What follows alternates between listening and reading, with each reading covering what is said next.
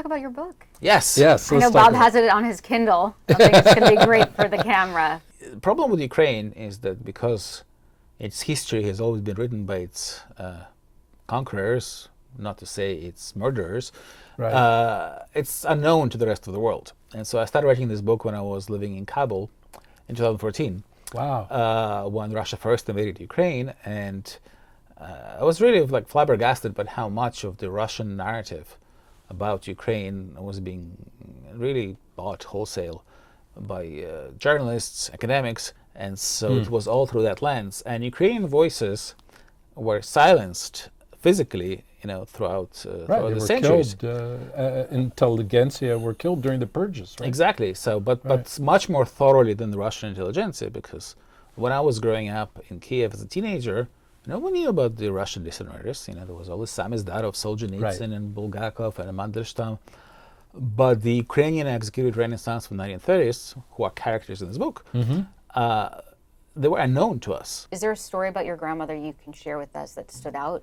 Something that maybe tells the story of Ukraine in that story, or just about your family?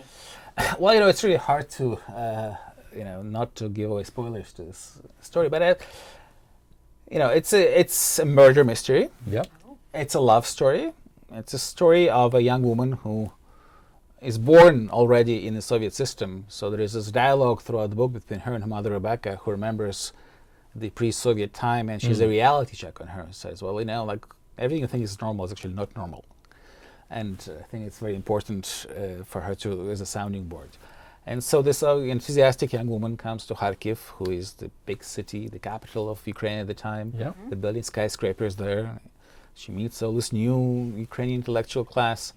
And then all her hopes and aspirations just hit this wall of reality. And she has to survive all the horrors that befall Ukraine at the time. And so it's really an examination of all the compromises you have to make and where do you draw the line. It's a great book, No Country for Love. No Country for Love, yes. And congratulations on Thank you.